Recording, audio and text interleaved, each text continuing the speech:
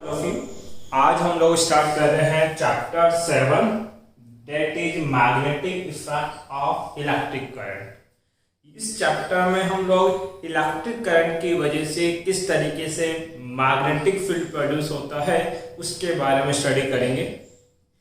ये इंट्रोडक्शन का चैप्टर है, तो यहाँ पे इलेक्ट्रिक करंट की हेल्प से किस तरीके से आप मैग्नेटिक फील्ड प्रोड्यूस कर सकते हैं, एक तो ये जानेंगे और ये हमें बताएंगे। बेटा एक साइंटिस्ट हुए ओरस्टेड, तो उनका एक फेमस एक्सपेरिमेंट है, उस एक्सपेरिमेंट के थ्रू हम ये जानने की कोशिश करेंगे।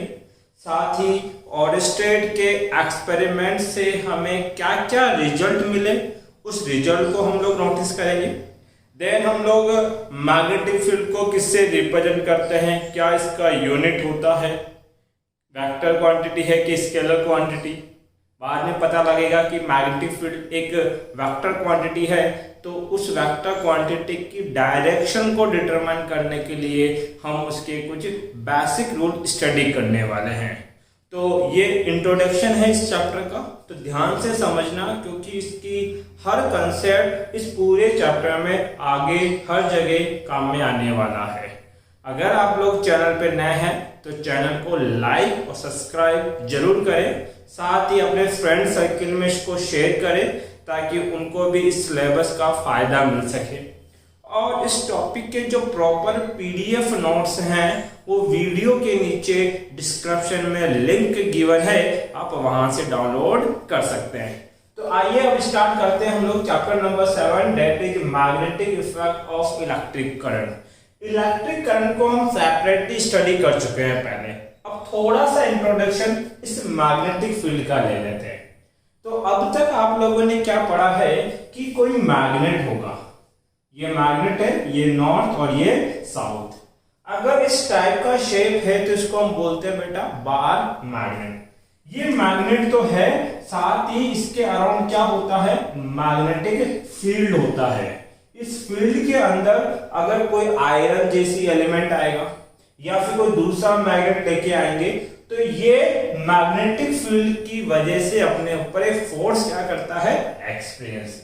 जैसे एग्जांपल देता हूं, मान लीजिए इस फील्ड में एक दूसरा मैग्नेट में लेके आया, ये सेकंड मैग्नेट है, तो ये जो मैग्नेट है इसको अगर आप यहां रखोगे ना, साउथ और नॉर्थ, अभी ये इसकी फर्स्ट पोजीशन और ये क्या है, सेकंड। जब इसको इस फर्स्ट पोजीशन पे रखा जाएगा तो इसके ऊपर कोई इफेक्ट नहीं है, मतलब कि ये मैग्नेट इस मैग्नेट से बहुत ज्यादा दूर है, इसके फील्ड से दूर है, इसी वजह से इसके ऊपर कोई फोर्स एक्सपीरियंस नहीं हो रहा। बट जैसे जैसे आप इसको इसके पास लेके जाओगे तो एक डिस्टेंस ऐसा आएगा जब ये अपने ऊपर एक फोर्स एक्सपीरियंस करेगा। ये फोर्स में भी अट्रैक्शन हो सकता है, में भी रिपल्शन हो सकता है। तो अगर अपोजिट पोल एक दूसरे के पास हैं तो अट्रैक्शन होगा, और अगर सेम पोल एक दूसरे के पास होंगे तो वहां पे रिपल्शन फोर्स होगा। ये एक साउथ पोल है और एक नॉर्थ पोल है, तो इनके बीच अभी क्या होगा, अट्रैक्शन। तो यहाँ पे इस मैग्नेट को फोर्स को एक्सपीरियंस करने के लिए इसके कांटेक्ट में आना या इसके टच होना जरूरी नहीं है, बस इसका ये जो फील्ड एरिया है इस एरिया के अंदर आना चाहिए। इसका मतलब हम बोलेंगे इस फील्ड एरिया को हम रिप्रेजेंट करते हैं बेटा मैग्नेटिक फील्ड। किससे बेटा, मैग्नेटिक फील्ड आपके पास है, और इस मैग्नेटिक फील्ड को हम शो करेंगे कैपिटल बी से। जैसे इलेक्ट्रिक फील्ड को कैपिटल ई से रिप्रेजेंट किया जाता है, सिमिलरली आप लोग मैग्नेटिक फील्ड को कैपिटल बी से रिप्रेजेंट करेंगे। इसका मतलब हमें एक बात समझ में आती है कि कोई मैग्नेट जो है वो जब दूसरे फील्ड में जाती है, किसी दूसरे मैग्नेट के फील्ड में जाती है, तो वो अपने ऊपर क्या एक्सपीरियंस करती है, फोर्स। जैसे एक जनरल एग्जांपल देता हूं, मान लीजिए ये एक मैग्नेटिक निडल है। मैग्नेटिक निडल बोला जाए तो जो कंपास होता है उसके अंदर एक मैग्नेटिक निडल होता है जिसका एक फेस होता है नॉर्थ और दूसरा क्या होता है, साउथ, और ये मूवेबल हो सकती है, मतलब कि इसके बीच में यहाँ पे एक होल होता है जिसके अराउंड ये रोटेट कर सकती है। जैसे मान लीजिए ये मार्कर एक मैग्नेट है, ये नॉर्थ ये साउथ है, तो यहाँ पे ये इस तरीके से मूव कर सकती है। ऐसे रोटेट कर सकती है। ये मूवेबल मैग्नेट हो गया आपके पास। अब आपने क्या किया, इस मैग्नेट के अराउंड एक दूसरा मैग्नेट लेके आए। मान लीजिए ये नॉर्थ और ये नॉर्थ एक दूसरे के नियर आएंगे तो सेम पोल में क्या होता है, रिपल्शन। रिपल्शन होगा, उसकी वजह से इस मैग्नेट की पोजीशन क्या हो जाएगी बेटा, चेंज। इसका मतलब अब ये मैग्नेट कुछ ऐसे आ जाएगा, ये नॉर्थ और ये साउथ। पहले यहां था मैग्नेट, अब यहां से शिफ्ट होके ऐसे घूम गया। पहले ये ऐसे रखा हुआ था, अब ऐसे शिफ्ट हो गया आपके पास। किसकी वजह से, इस मैग्नेट में डिफ्लेक्शन क्यों आया, मैं जोर दे रहा हूं इस बात पे, डिफ्लेक्शन क्यों आया। इस मैग्नेट में अपनी पोजीशन पे डिफ्लेक्शन तब आएगा जब इस मैग्नेट के अराउंड या तो आप कोई मैग्नेट दूसरा लेके आएंगे, और दूसरी क्या लेके आएंगे, मैग्नेट, या ऐसे बोले इस मैग्नेट का क्या आएगा यहाँ पे, मैग्नेटिक फील्ड। इसका मतलब ये निडल या तो किसी दूसरे मैग्नेट के नियर बाय आ जाए, या इस निडल को किसी मैग्नेटिक फील्ड में रख दिया जाए तो ये निडल अपनी पोजीशन से डिफ्लेक्ट हो जाती है। मेरी बात पे फोकस करना, मैंने क्या बोला, ये निडल डिफ्लेक्ट कब होगी, जब या तो इसके नियर बाई दूसरा क्या लेके आएंगे, मैग्नेट, या फिर इसके नियर बाई क्या होगा, एक दूसरा मैग्नेटिक फील्ड। मतलब कि इस निडल को जब अनदर मैग्नेटिक फील्ड में रखा जाएगा तो ये अपनी पोजीशन से क्या हो जाएगी, डिफ्लेक्ट। ये रिजल्ट आपको पता है। अब इसी को यूज किया किसने बेटा, ओरेस्टेड। ओरेस्टेड एक साइंटिस्ट थे जिन्होंने ये प्रूफ किया कि इलेक्ट्रिक करंट की वजह से मैग्नेटिक इफेक्ट देखने को मिलते हैं। और आज के जितने भी मोटर्स आपके पास है, इलेक्ट्रिक मोटर, चाहे से वो आपके पंप, पानी का जो पंप है उसकी मोटर हो, आपके फैन की मोटर हो, आपके कूलर की मोटर हो, आपके मिक्सी की मोटर हो, यहाँ तक कि इलेक्ट्रिकल व्हील में लगने वाला मोटर, कोई भी मोटर है, वो मोटर इस magnetic effect of electric current के फिनोमिना पे ही वर्क करता है। वहां पे मैग्नेटिक फील्ड प्रोड्यूस करने के लिए इलेक्ट्रिक करंट को यूज में लिया जाता है। तो एक बहुत इंपॉर्टेंट इनोवेशन था उस टाइम पीरियड के अकॉर्डिंग आपके पास। तो उन्होंने ये बात कैसे प्रूफ करी कि इलेक्ट्रिक करंट की वजह से मैग्नेटिक फील्ड प्रोड्यूस होता है, उसके लिए एक छोटा सा एक्सपेरिमेंट किया गया, और उस एक्सपेरिमेंट में इस रिजल्ट में बहुत इंपॉर्टेंट रोल था। तो आप इसको थोड़ा सा ध्यान में रखिए और हम उस एक्सपेरिमेंट के ऊपर फोकस करते हैं। तो एक्सपेरिमेंट किसने किया बेटा, ओरेस्टेड ने किया। तो ओरेस्टेड के एक्सपेरिमेंट क्या थे, अब आपके दो क्वेश्चन तो इसी पे बन जाते हैं। एक तो जो ओरेस्टेड है वो एक्सपेरिमेंट करेंगे, और फिर इस एक्सपेरिमेंट के बेसिस पे वो कुछ ऑब्जर्वेशन करना पड़ेगा, और उस ऑब्जर्वेशन के बेसिस पे वो क्या देंगे बेटा, रिजल्ट। तो एग्जाम में पूछे जाते हैं कि ओरेस्टेड के ऑब्जर्वेशन क्या थे, या फिर पूछे जाते हैं कि उनके ऑब्जर्वेशन से क्या रिजल्ट आपको मिले। तो ये दो चीजें हमें समझनी है यहाँ पे। तो एक्सपेरिमेंट क्या किया गया, एक्सपेरिमेंट ये था कि इन्होंने क्या किया बेटा, एक बैटरी ली। क्या ली इन्होंने, एक बैटरी। ये एक बैटरी है जिसका पोटेंशियल कितना है, V। इसको ऑन ऑफ करने के लिए क्या ली बेटा इन्होंने, की, और साथ में क्या ले लिया बेटा, एक वायर। ठीक है, ऐसे चार फिगर में बना रहा हूं।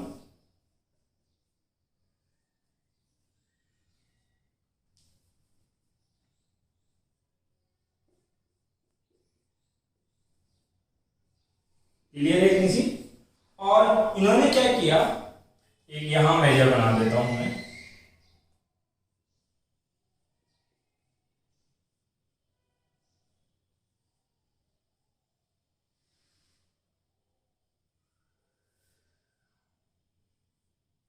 North south.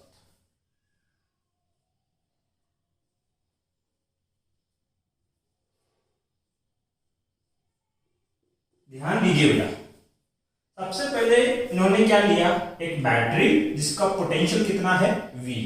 ऑन ऑफ करने के लिए क्या बेटा, की ली, और इसको एक वायर से कनेक्ट कर दिया आपके पास।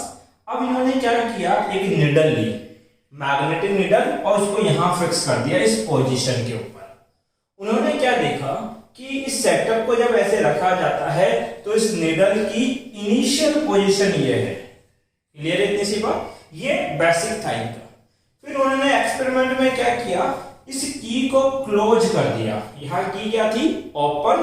की ओपन थी इसलिए इस ब्रांच में कोई करंट नहीं था। इसका मीनिंग क्या है? करंट की वैल्यू कितनी? 0। लेकिन जैसे ही मैं की को क्लोज करूंगा इसमें क्या फ्लो होगी बेटा? एक करंट आपके पास फ्लो होगी। और जैसे ही करंट फ्लो हुई तो उन्होंने ऑब्जर्वेशन किया, उन्होंने देखा कि ये जो निडल पहले यहां रखा हुआ था वो अपनी पोजीशन से शिफ्ट हो गया। इसका मतलब अब ये निडल यहां चला गया इस तरीके से, ये नॉर्थ और ये साउथ। तो ये यहां से यहां शिफ्ट हुआ। मतलब निडल पहले ऐसे था, जैसे ही करंट फ्लो हुई निडल क्या हो गया? शिफ्ट। और मैंने अभी थोड़ी देर पहले कंसेप्ट में यह समझाया, ये निडल तभी शिफ्ट हो सकता है जब या तो इसके नियर कोई अनदर मैग्नेट लाई जाए। तो मुझे बताओ क्या यहां पे कोई मैग्नेट आया क्या? नहीं। दूसरा केस और था, मैग्नेट नहीं हो तो और क्या हो वहां पे? Magnetic field. तो जरूर यहां पे क्या प्रोड्यूस हुआ होगा? कोई मैग्नेटिक फील्ड प्रोड्यूस हुआ होगा। उस मैग्नेटिक फील्ड की वजह से ये निडल क्या हो गई बेटा? डिफ्लेक्ट हो गई। तो ये इनका ऑब्जर्वेशन था। अब बताओ इस फर्स्ट केस और इस सेकंड केस के बीच में क्या चेंजेस था? सर यहाँ पे इस वायर में कोई करंट नहीं थी तो हम बोलेंगे यहाँ पे कोई मैग्नेटिक फील्ड भी नहीं था। बट जैसे ही करंट फ्लो हुई तो क्या प्रोड्यूस हो गया बेटा? मैग्नेटिक फील्ड प्रोड्यूस हो गया। और यही बोला जाता है magnetic effect of electric current. तो यहां से डेफिनेशन आ गई, when a current is flow in a wire then a magnetic field is developed. It is known as magnetic effect of electric current. आपके पास जब किसी वायर में कोई करंट फ्लो होगा तो उसके अराउंड क्या डेवलप होगा? एक मैग्नेटिक फील्ड डेवलप होता है और इसी को क्या बोलते हैं बेटा? Magnetic effect of electric current बोला जाता है। इसका मतलब ऑरिस्टेड ने हमें ये बता दिया कि ये कोई वायर है, तो इस वायर में अगर आई करंट फ्लो कराओगे तो इसके अराउंड क्या डेवलप होगा? Magnetic field. ये किसने शो किया बेटा? ऑरिस्टेड ने। तो ऑरिस्टेड का जो फर्स्ट रिजल्ट है वो यही आएगा कि कोई कंडक्टिंग वायर अपने अराउंड क्या प्रोड्यूस करता है? मैग्नेटिक फील्ड प्रोड्यूस करता है। फिर उन्होंने क्या देखा? अब देखो दूसरा कंसेप्ट क्या है यहां समझना। ये एक निडल है बेटा, ये क्या है? निडल। ये नॉर्थ और ये साउथ।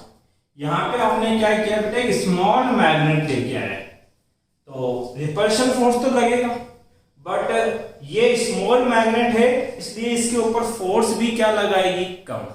ये ऐसा इसलिए हो रहा है क्योंकि इसका मैग्नेटिक फील्ड कम है। तो इस स्मॉल फोर्स की वजह से ये अपनी पोजीशन से शिफ्ट तो होता है बट ज्यादा शिफ्ट नहीं होता, कम शिफ्ट होगा। नॉर्थ और साउथ इतना ही शिफ्ट हुआ अपनी पोजीशन से। क्यों? क्योंकि मैग्नेट स्मॉल था तो उसका मैग्नेटिक फील्ड भी क्या था? कम, जिससे उसकी जो शिफ्टिंग है वो भी क्या हुई बेटा? कम हुई, लो हुई। एक दूसरा कंसेप्ट मैं देता हूं। मान लीजिए यही मैग्नेट है, निडल है, नॉर्थ और साउथ, बट इस बार आप एक बड़ा मैग्नेट लेके आए इसके लिए, तो इसके आसपास जो मैग्नेटिक फील्ड होगा वो भी क्या डेवलप होगा? ज्यादा। भाई ये मैग्नेट जितना बड़ा होगा उसका मैग्नेटिक फील्ड उतना ज्यादा होगा आपके पास। अब ज्यादा मैग्नेटिक फील्ड है तो रिपल्शन फोर्स ज्यादा लगेगा। अगर रिपल्शन फोर्स ज्यादा होगा तो इसकी शिफ्टिंग भी क्या होगी? ज्यादा होगी। शिफ्टिंग भी क्या होगी बेटा? ज्यादा। तो ये इतना शिफ्ट हो गया आपके पास, मतलब कि जितना ज्यादा मैग्नेटिक फील्ड उतनी ज्यादा क्या? शिफ्टिंग। ये बात ऑरिस्टेड ने भी ऑब्जर्व करी। और उन्होंने ऑब्जर्व कैसे करी? उन्होंने क्या किया ये जो करंट थी उन्होंने मेजर करी कितने एम्पियर की, 1 एम्पियर की। तो मान लीजिए इसकी शिफ्टिंग इतनी हुई आपके पास, ठीक है। दूसरे एक्सपेरिमेंट में क्या किया, ये करंट उन्होंने कर दी बेटा 10 एम्पियर। अब ये जो करंट ये फ्लो करवा रहे हैं सर्किट में वो 1 एम्पियर नहीं है, वो कितना है 10 एम्पियर। तो उन्होंने देखा कि निडल की शिफ्टिंग कुछ ऐसे है, नॉर्थ और साउथ, इतनी शिफ्टिंग। तो यहां शिफ्टिंग क्या थी, कम, यहां शिफ्टिंग क्या है, ज्यादा। शिफ्टिंग ज्यादा है इसका मतलब क्या है, यहां शिफ्ट क्यों हुआ, क्योंकि एक मैग्नेटिक फील्ड था। लेकिन शिफ्टिंग कम है तो बोलेंगे मैग्नेटिक फील्ड भी क्या है, कम। यहां शिफ्टिंग क्या है, ज्यादा, क्योंकि यहां भी क्या आया हुआ है मैग्नेटिक फील्ड, बट उस मैग्नेटिक फील्ड का अमाउंट क्या होगा, ज्यादा। अब बताओ इस केस में और इस केस में क्या चीज है जो आपने चेंज करी है, जो करंट पास कर रहा है उसका अमाउंट आपने चेंज किया। यहां 1 एम्पियर करंट था, यहां पे 10 एम्पियर। यहां मैग्नेटिक फील्ड प्रोड्यूस हो रहा है क्योंकि करंट फ्लो हो रही है, यहां भी मैग्नेटिक फील्ड प्रोड्यूस हो रहा है क्योंकि करंट फ्लो हो रही है। बट यहां करंट कम है तो मैग्नेटिक फील्ड भी कम आया, ये हमने शिफ्टिंग से डिक्लेयर कर रहे हैं। और यहां करंट ज्यादा है तो मैग्नेटिक फील्ड भी क्या आया, ज्यादा। और ये इसका फेमस रिजल्ट था। ओरस्टेड ने ये बता दिया कि जो मैग्नेटिक फील्ड होता है, फर्स्ट रिजल्ट ये था, जो मैग्नेटिक फील्ड होता है वो करंट के डायरेक्टली क्या होता है, प्रोपोर्शनल।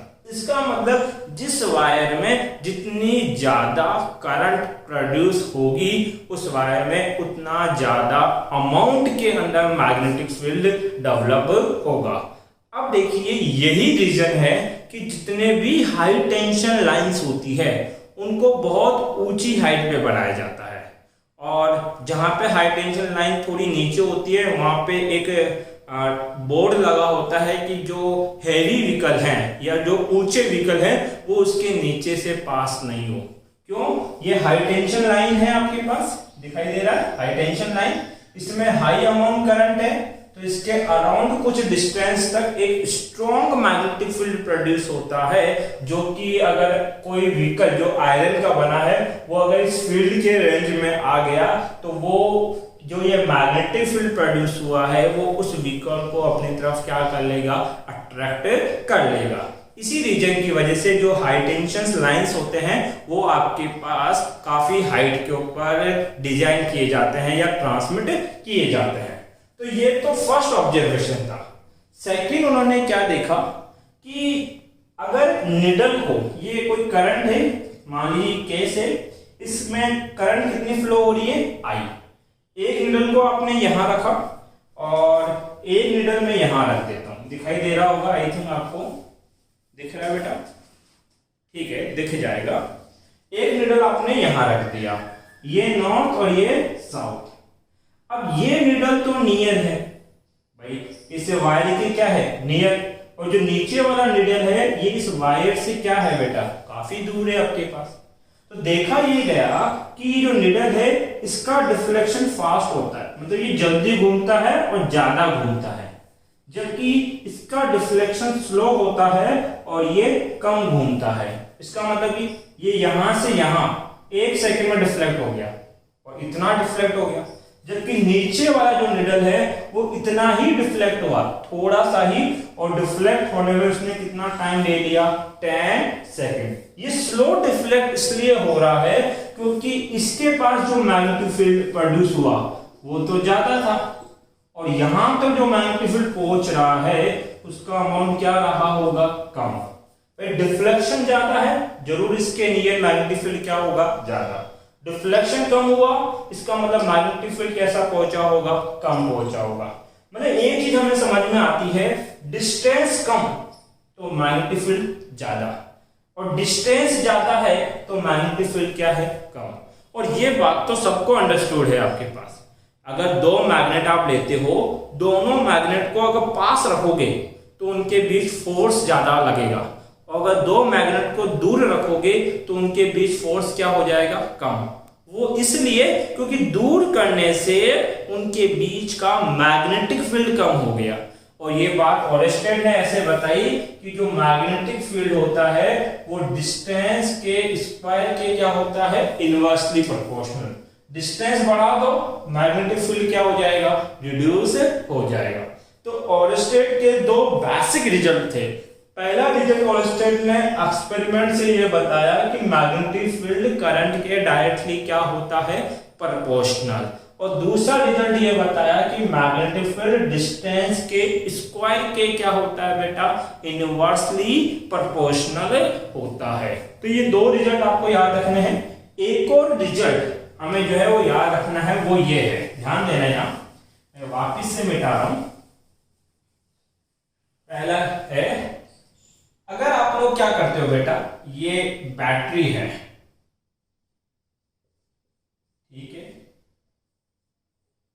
देखो यहां बैटरी इस प्रकार से जुड़ी है, पॉजिटिव और नेगेटिव। यहां बैटरी मैंने उल्टी जोड़ दी आपके पास, नेगेटिव और पॉजिटिव। इससे होगा क्या, करंट की डायरेक्शन चेंज हो जाएगी।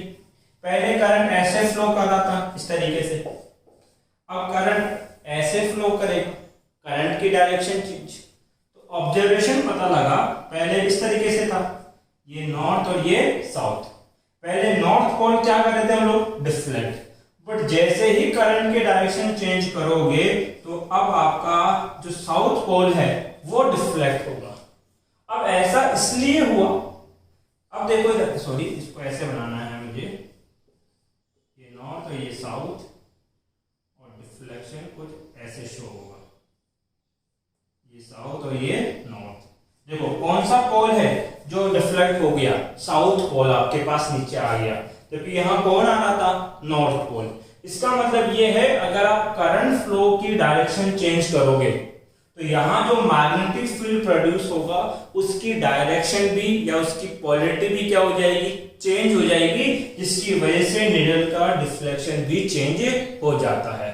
तो ये इनका था बेटा थर्ड नंबर का ऑब्जर्वेशन। अब हम लोग स्टडी कर रहे हैं बेटा ऑब्जर्वेशन ऑफ ओरेस्टेड एक्सपेरिमेंट। जो अभी हमने ओरेस्टेड का एक्सपेरिमेंट पढ़ा, उस एक्सपेरिमेंट से कुछ ऑब्जर्वेशन हमें मिले। तो वो ऑब्जर्वेशन क्या थे, देखिए, Oersted found that when no current flow from a wire then there is no magnetic field around the wire and needle remains unaffected.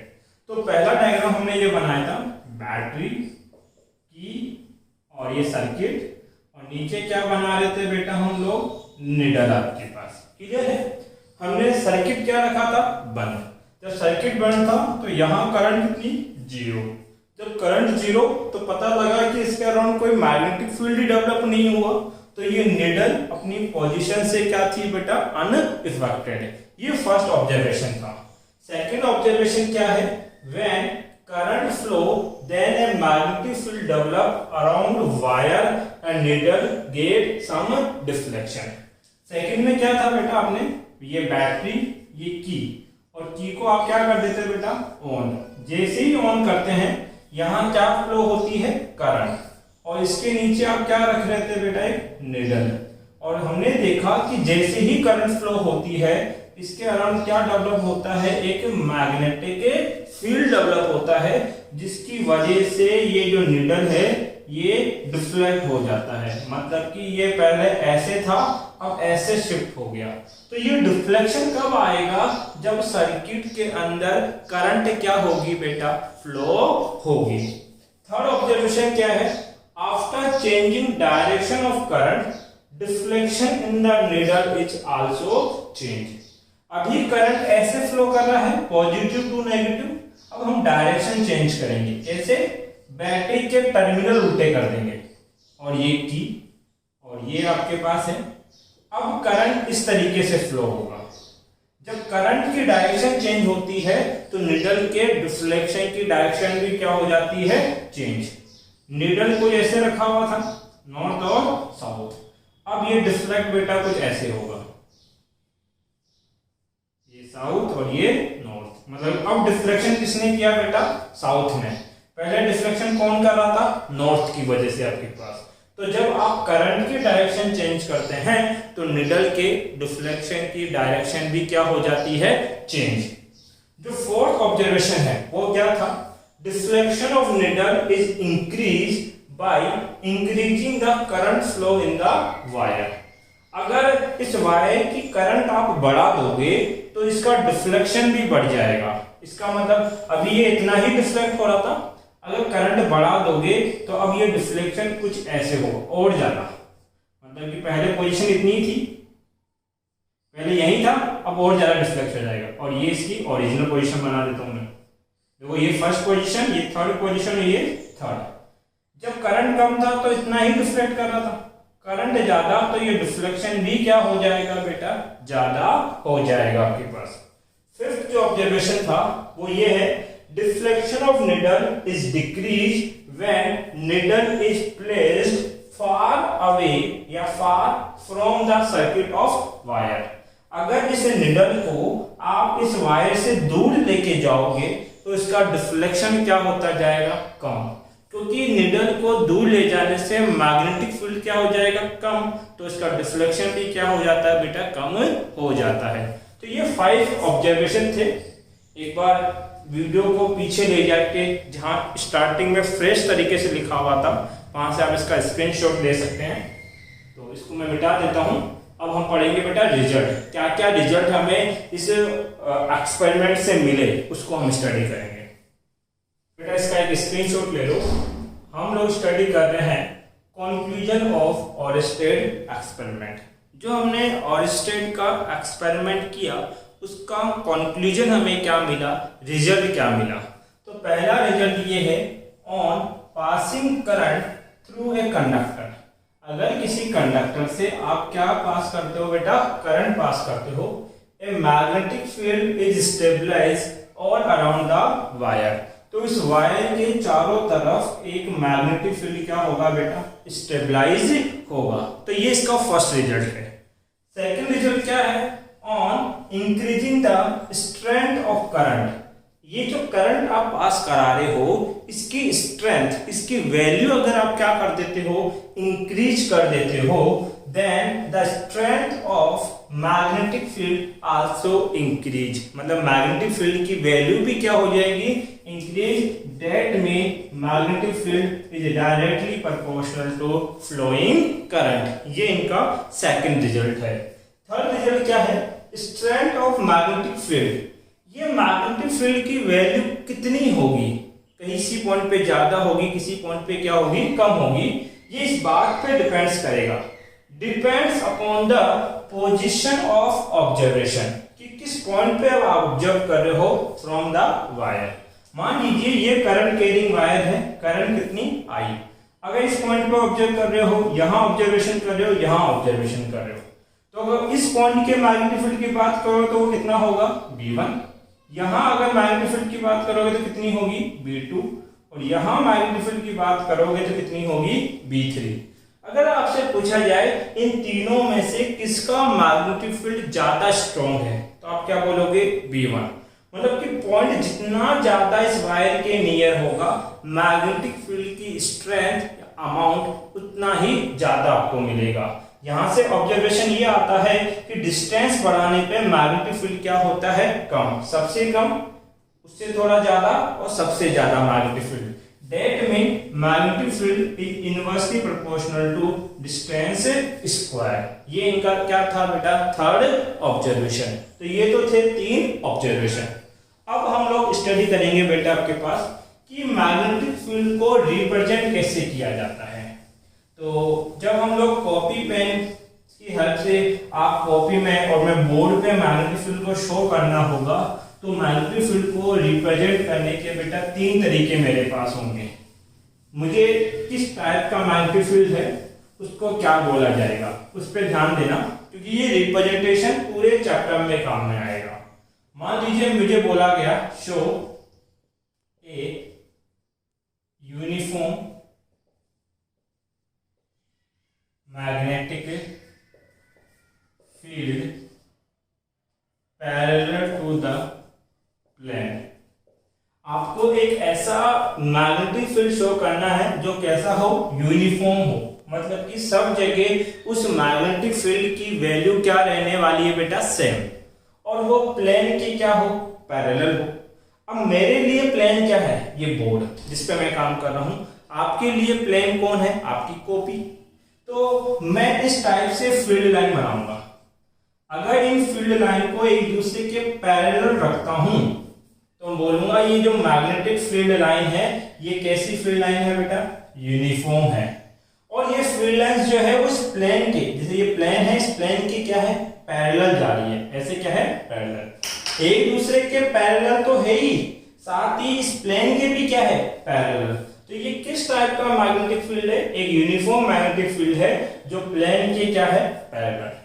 दूसरा जो आपको बोला जाएगा, show a uniform magnetic field perpendicular to the plane inside direction। आपको एक ऐसा magnetic field show करना है जो कैसा हो, यूनिफॉर्म हो, प्लेन के परपेंडिकुलर हो और डायरेक्शन कैसी हो, इनसाइड में। तो मान लीजिए ये मार्कर है और ये मार्कर इस प्लेन में अंदर जाना चाहता है। तो देखो ये जो मार्कर की पोजीशन है इस प्लेन से कितना एंगल बनाएगी बेटा, 90 डिग्री। यहां भी कितना बनाएगी, 90। कोई भी एंगल आप मेजर करें वो एंगल कितना रहेगा, 90। तो इसको रिप्रेजेंट करने का तरीका है क्रॉस सर्कल, इस तरीके से। तो ये जो मैग्नेटिक फील्ड मैं बना रहा हूं ये कैसा मैग्नेटिक फील्ड है, यूनिफॉर्म है और परपेंडिकुलर है प्लेन के इनसाइड डायरेक्शन में। एक जो थर्ड आपको बोला जाता है वो है show a uniform magnetic field perpendicular to the plane outside direction. ऐसा मैग्नेटिक फील्ड बनाओ जो प्लेन के परपेंडिकुलर हो लेकिन इस प्लेन से बाहर जाता हो। पहले क्या, कहां जा रहा था, इनसाइड द प्लेन जा रहा था। अब प्लेन से कहां आएगा बेटा, बाहर की ओर आएगा आपके पास। तो डायरेक्शन ऐसी होगी, अब ये प्लेन से ऐसे बाहर आना चाहिए। तो इसको रिप्रेजेंट करने का तरीका है डॉट सर्कल। याद रखना डॉट सर्कल क्या बताता है बेटा, आपके पास मैग्नेटिक फील्ड जो है वो प्लेन के परपेंडिकुलर आउटसाइड डायरेक्शन के अंदर है। तो ये तीन तरीके से आपको मैग्नेटिक फील्ड इस पूरे चैप्टर में शो करना है। एक तो बोला जाएगा uniform magnetic field parallel to plane, तब तो इस तरीके से रिप्रेजेंट करेंगे। एक बोला जाएगा uniform magnetic field perpendicular to plane inside direction में, तो क्रॉस सर्कल से रिप्रेजेंट करेंगे। और अगर बोला जाए perpendicular to plane outside direction में तो डॉट सर्कल से रिप्रेजेंट किया जाएगा। एक बार इसका आप स्क्रीनशॉट ले लें बेटा।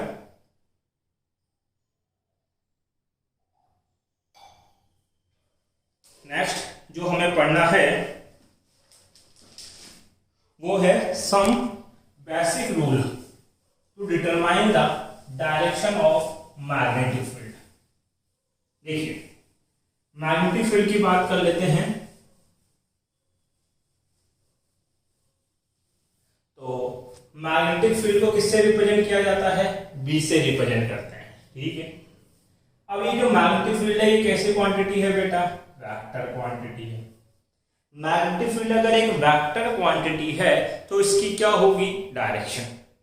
लेकिन यहां पे हम उस मैग्नेटिक फील्ड की डायरेक्शन बतानी है जो करंट के फ्लो होने की वजह से प्रोड्यूस होता है। तो उसकी डायरेक्शन निकालने के लिए बेसिक 2 रूल है। पहला है राइट हैंड थंब रूल। ये अप्लाई कहां होता है वो देखो। तो इसको अप्लाई तब करना है जब स्ट्रेट करंट कैरिंग वायर हो, मतलब ये ऐसा वायर हो जो स्ट्रेट होना चाहिए आपके पास, तब आप right hand thumb rule apply कर सकते हैं। जैसे मैं बोलूं एक वायर ये है, करंट कितनी आई, दूसरा वायर ये है, करंट कितनी आई। एक इस तरीके से वायर दे दे आपको, या फिर आपको इस तरीके से कोई वायर दे दे, ठीक है। इसके अराउंड पॉइंट दे दे, पॉइंट P1 और पॉइंट P2। यहाँ पॉइंट दे दे A1 और A2। यहाँ दे दे आपके पास x1 और x2, यहाँ point they they y1 and y2 और बोल दिया जाए कि इन वायर की वजह से इन पॉइंट्स के ऊपर मैग्नेटिक फील्ड की डायरेक्शन बताइए। तो बहुत इजी लॉ है अप्लाई करने में। राइट हैंड थंब रूल क्या कहता है कि आपके जो राइट हैंड है उसका जो थंब है वो तो होना चाहिए in the direction of current, मतलब कि थंब को तो कहां रिप्रेजेंट करो, करंट के डायरेक्शन में। तो जो क्रॉस फिंगर होगी, कौन सी फिंगर, क्रॉस फिंगर या कर्व फिंगर या कर्व फिंगर आप बोल सकते हैं, वो रिप्रेजेंट करेगी, represent the direction of magnetic field. ध्यान दीजिए, अप्लाई करना बड़ा आसान है। अपना राइट हैंड है, कब लगाना है ये रूल, जब क्या हो आपके पास एक स्ट्रेट करंट कैरिंग वायर हो, क्या हो, स्ट्रेट करंट कैरिंग वायर आपके पास हो, तो आपको क्या लेना है, अपना राइट हैंड। राइट हैंड क्या जो थंब है उसको करंट की डायरेक्शन में रखो। अगर करंट ऊपर है तो राइट हैंड का थंब भी ऊपर जाना चाहिए, करंट नीचे है तो राइट हैंड का थंब भी कहाँ जाना चाहिए, नीचे। करंट इधर है तो राइट हैंड का थंब भी इधर जाना चाहिए। ठीक, तो फर्स्ट केस में देखो राइट हैंड का थंब कहाँ है बेटा, ऊपर है। अब थंब ऊपर है तो जो जिस जिस पॉइंट के ऊपर आपसे मैग्नेटिक फील्ड पूछा है उस पॉइंट के ऊपर फिंगर ले जाने की कोशिश करो। तो देखो राइट हैंड का थंब ऊपर, तो इस P1 पॉइंट के ऊपर फिंगर कहां जाना चाहती है, इनसाइड। कहां जाना चाहती है, इनसाइड डायरेक्शन में। तो हम बोलेंगे P1 पे मैग्नेटिक फील्ड कहां होगा, इनसाइड। अब P2 पॉइंट की बात करूं तो क्या मेरी फिंगर ऐसे घूम के यहां आ सकती है क्या, नहीं। यहां तक फिंगर कैसे पहुंचेगी, जब ऐसे घूम के बाहर निकलेगी। तो P2 से फिंगर कहां निकलेगी बेटा, बाहर की ओर। तो P1 पे मैग्नेटिक फील्ड कहां होगा, परपेंडिकुलर इनसाइड, और यहां मैग्नेटिक फील्ड क्या होगा, परपेंडिकुलर आउटसाइड। देखो बेटा इस वायर को मान लो ये करंट है और ये नोक ये बताती है कि करंट कहां पे है, अपवर्ड। तो थंब को करंट के डायरेक्शन में रखो। अब P1 पॉइंट पे फिंगर कहां जाना चाहती है, अंदर। P2 तक कैसे पहुंचोगे, जब आप इसको हाथ को ऐसे घुमाओगे तो बताओ फिंगर इस प्लेन से बाहर आ रही है कि अंदर जा रही है। तो फिंगर कहां आ रही है, बाहर की ओर। तो P1 पे डायरेक्शन कहां है, इनसाइड, और P2 पे कहां है, बाहर की ओर। इस वायर पे देखो राइट हैंड का थंब कहां रखो बेटा, करंट की डायरेक्शन में। तो A2 पे फिंगर कहां जा रही है, इनसाइड। तो A2 पे कहां पे, इनसाइड, और A1 पे कहां निकल रही है बेटा, बाहर की ओर। तो ये बाहर की ओर मैग्नेटिक फील्ड है। तो रिप्रेजेंट कैसे करते हैं वो पहले एक्सप्लेन कर चुका हूं। यहां देखो इस वायर में थंब को इधर रखूंगा मैं आपके पास, तो मैग्नेटिक फील्ड कहां जाएगा, X2 पे इनसाइड और X1 पे आउटसाइड। ये इनसाइड और ये आउटसाइड। इसकी बात करूंगा, थंब को ऐसे रिप्रेजेंट करो, Y2 पे कहां जाएगा, इनसाइड, और यहां कहां आएगी बेटा, बाहर, आउटसाइड। तो Y1 पे आउटसाइड। तो जब भी स्ट्रेट वायर हो तो वहां पे कौन सा रूल अप्लाई करना है बेटा, राइट हैंड थंब रूल। इसका आप ले लें बेटा screenshot.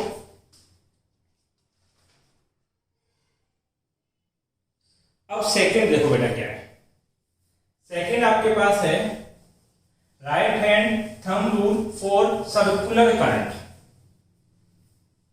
Right hand thumb rule for circular current. अभी तक क्या था, वापस देख देता हूं मैं, फॉर सर्कुलर करंट आपके पास अभी तक आप लोगों ने क्या पढ़ा कि अगर स्ट्रेट वायर होगा तब तो हम लोग राइट हैंड थंब रूल लगा के मैग्नेटिक फील्ड की डायरेक्शन कैलकुलेट कर लेंगे। बट अगर वायर का शेप सर्कुलर हो, जैसे मान लीजिए बोला जाए ये शेप है, क्लियर है, तो इस शेप में करंट इस तरीके से फ्लो होगी। तो करंट जो फ्लो हो रही है वो सर्कुलर पाथ पे फ्लो हो रही है, या फिर बोला जाए कि करंट ऐसे फ्लो हो इस पाथ के ऊपर। तो ये जो करंट है ये कौन सा करंट है, सर्कुलर करंट। और सर्कुलर करंट के लिए हमें सेकंड लॉ अप्लाई करना पड़ता है, that is right hand thumb rule for circular current. होगा क्या, केवल ये जो रिप्रेजेंटेशन है ये चेंज हो जाएंगे। थंब जो है किसको रिप्रेजेंट करेगा, represent the direction of magnetic field, और जबकि जो क्रॉस फिंगर है वो किसको रिप्रेजेंट करेगी, in the direction of current. Rule वही है, राइट हैंड लेना है। क्या लेना है बेटा, राइट हैंड।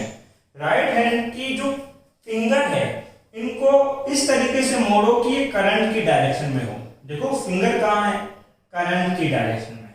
तो जो थंब है वो कहाँ जाना चाहता है, आउटसाइड द प्लेन। थंब कहाँ जाना चाहता है, आउटसाइड द प्लेन। तो यहां मैग्नेटिक फील्ड कहां होगा बेटा, आउटसाइड डायरेक्शन में। अगर इसकी बात करूं मैं तो यहां देखो फिंगर को आप टर्न करें करंट के डायरेक्शन में, तो जो करंट ऐसे फ्लो हो रही है, थंब कहां जाना चाहेगा मेरा, इनसाइड द प्लेन। तो मैग्नेटिक फील्ड कहां होगा, इनसाइड। अब इस आउटसाइड और इस इनसाइड को एक दूसरे तरीके से भी रिप्रेजेंट करते हैं। अगर मान लीजिए इस तरीके से भी रिप्रेजेंट करते हैं, अगर ये मैग्नेटिक फील्ड लाइन ऐसे ऊपर की ओर निकल रही है, इसका मतलब ये बाहर निकल रही है। और अगर यही मैग्नेटिक फील्ड लाइन अंदर की ओर जाए, ऐसे नीचे की ओर जाए, इसका मतलब मैग्नेटिक फील्ड लाइन कहां जा रही है बेटा, इनसाइड द प्लेन जा रही है। तो या तो डॉट सर्कल और क्रॉस सर्कल से रिप्रेजेंट करो, और अदरवाइज लाइन से रिप्रेजेंट कर रहे हो तो बाहर आने वाली जो मैग्नेटिक फील्ड होगी उसको अपवर्ड डायरेक्शन में बनाना है, और जो प्लेन के इनसाइड जाने वाला मैग्नेटिक फील्ड होगा उसको डाउनवर्ड डायरेक्शन में रिप्रेजेंट करेंगे। तो ये हमने क्या पढ़े बेटा, आपके पास स्ट्रेट वायर और करंट वायर की हेल्प से किस तरीके से मैग्नेटिक फील्ड कैलकुलेट करना है, कहां उनकी डायरेक्शन किधर होगी। अब इसके एक दो क्वेश्चन कर लेते हैं। क्वेश्चन क्या है, ध्यान देना यहां पे।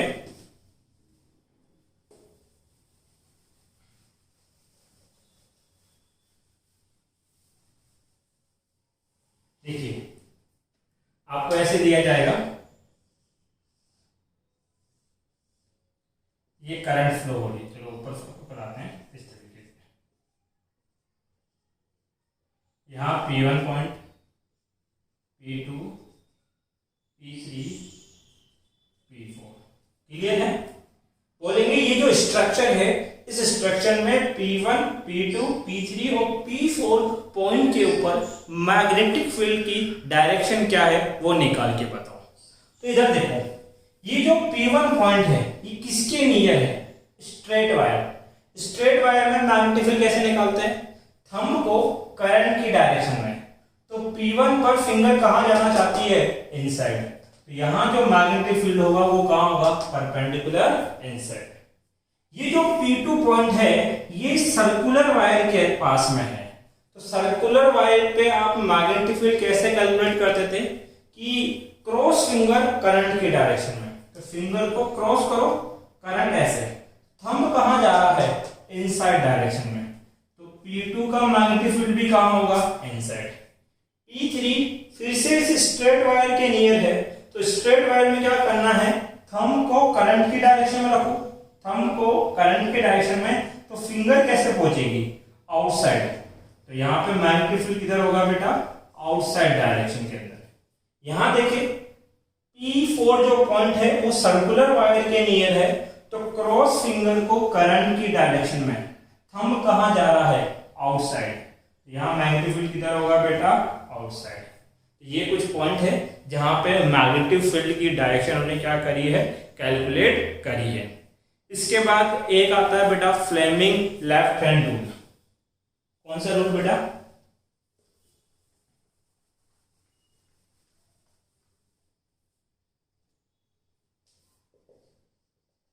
Fleming left hand rule.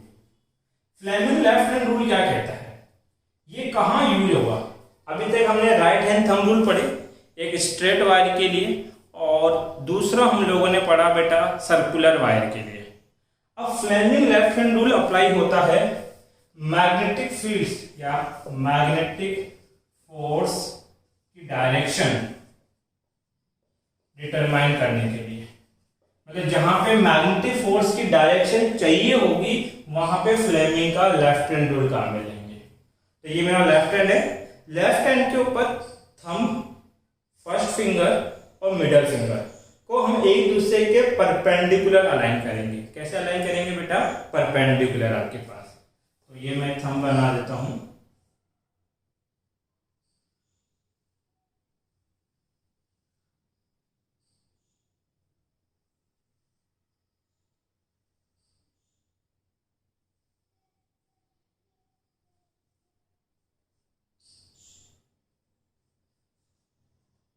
ये मेरा लेफ्ट हैंड है, तो देखिए ये इस तरीके से थंब, फर्स्ट फिंगर और ये मिडल फिंगर एक दूसरे क्या है बेटा? परपेंडिकुलर अलाइन कर दिया। थंब जो है वो रिप्रेजेंट करेगा magnetic force F B I, first finger represent करेगी बेटा मैग्नेटिक फील्ड, मैग्नेटिक फील्ड ये है फोर्स इसलिए एफ, और ये होगी बेटा करंट की डायरेक्शन। तो फ्लेमिंग का लेफ्ट हैंड रूल कहाँ काम में लेना है? जहां पे हमें आपके पास फ्लेमिंग लेफ्ट हैंड रूल वहां काम में लेंगे जहां मैग्नेटिक फोर्स की डायरेक्शन आपको कैलकुलेट करनी होगी। तो जहां भी इसका यूज आएगा तो हम डायरेक्ट इसको रिप्रेजेंट करेंगे। अगर इस टॉपिक से रिलेटेड इस इंट्रोडक्शन चैप्टर में आपका कोई डाउट है तो आप मेरे से कमेंट बॉक्स में पूछ सकते हैं। थैंक यू बेटा।